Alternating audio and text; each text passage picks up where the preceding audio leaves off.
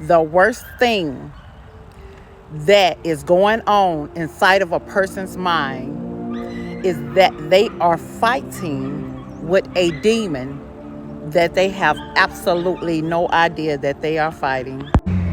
That is why when you are around a friend or a family member and you're used to them being very joyful, very happy, very vibrant, very like they're elated, they are just, it was always a reason to laugh.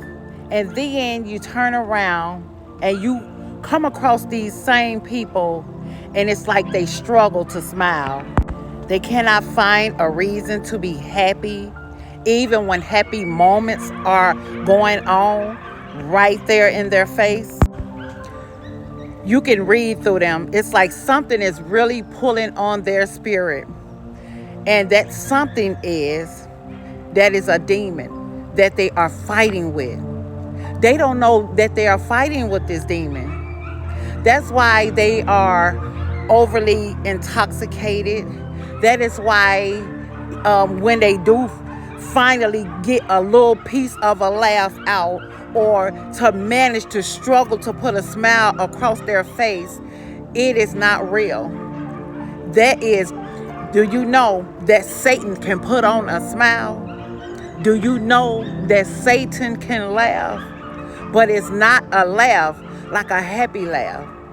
It is not a smile that is a genuine smile. The things that they start to say out of their mouth is something wrong with it, but they don't think anything wrong with it. They used to say positive things, and now those positive things have turned into somebody's out to get me, or the conversation have always became something negative. It is like they are looking around like someone is following them. They're always on edge. They always wondering. Their minds are wandering, and it's not wondering, the type of wondering like where you go into solitude and then you talk to the Father. It's not that type of wondering. It's a type of wondering like wondering when is it gonna happen. Wondering. It's something that you cannot really put your finger on, at least not right away. But then you start to notice like they struggle with things. It's like they are walking and then they become a zombie. When you see them, they aren't even the same people. And these type of people, you notice, they always have to go somewhere. They can't be still for too long. And then when they do be still, it is because the devil be pulling on them, And it's like they are so tired of fighting, but they can't say it. So drinking makes them feel better. Putting substance in their body make them feel better. It make them feel like they are loved when they probably already had love around them. It's just like they struggle to believe that. That's why I say you can't go over everybody's house. These people, they are always over people's house. They're eating, anything that they have to offer, and then they thinking that they are having a good time.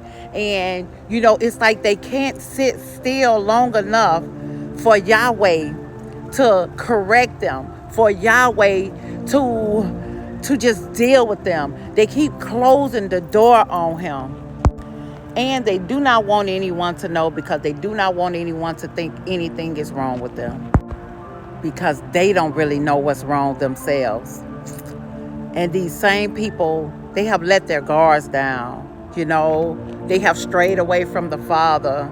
They have lost their prayer life because they're too busy trying to fit in with the world and doing things with the world. And, it's like they are find a sense of normality out of what they are doing. So when you look at them sometime, listen, if you don't have spiritual discernment, you won't really catch on.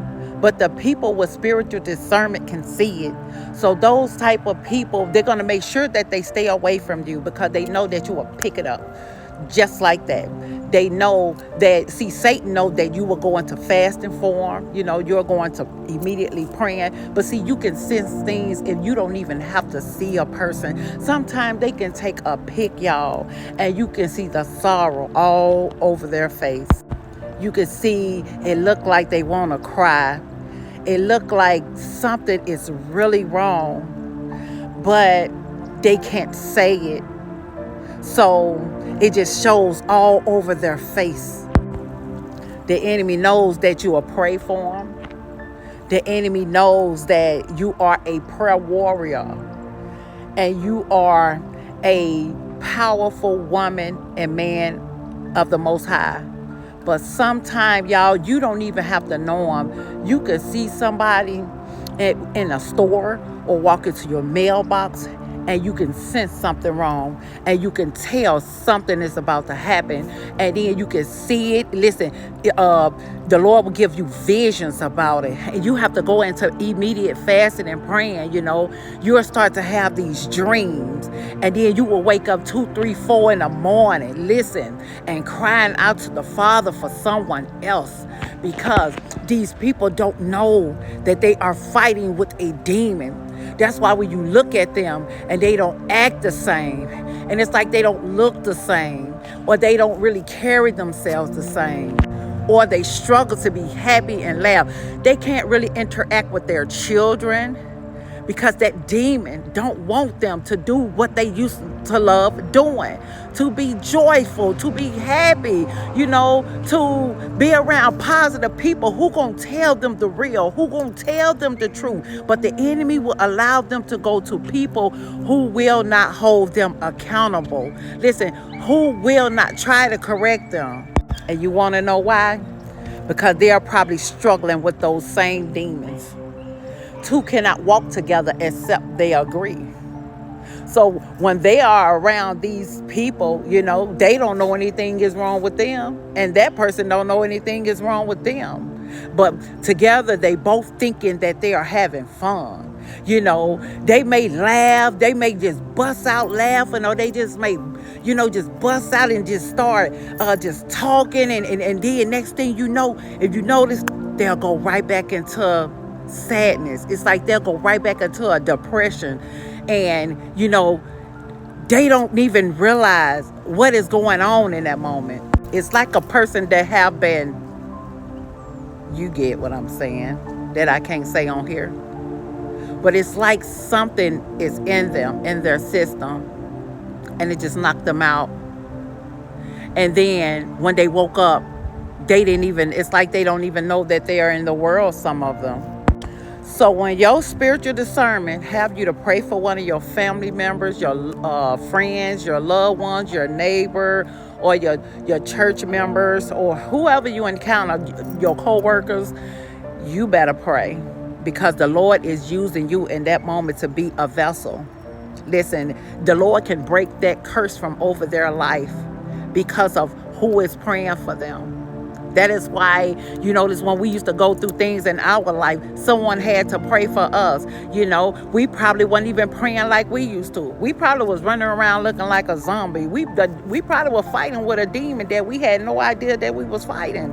But the Lord brought us out so he can bring them out. I don't care how mad you are at them. They're in desperate need of prayer. And a lot of times it will be the one that you never thought, and it'll be the one that you wouldn't think of pray for you. The one you probably thought didn't like you probably is the one who's going and interceding for you, going to their war room, closing the door for you. I have done it for people who I knew for a fact didn't even like me. But see, this is neither here nor there about that. When the Lord tells you to do something, you do it because you have spiritual discernment. You could see things before they happen. It's like you sitting in rooms when people are plotting, whether it's against you or someone else. The Lord will put you in a place, even if it's in your dream, and reveal that thing right to you. Reveal it in a vision. And you think you're going crazy. All your visions, you ain't tripping. So with that being said, I want you to continue to intercede for them and fast and pray. Y'all got this. Be a vessel for your loved ones, or probably someone you don't even know. God bless.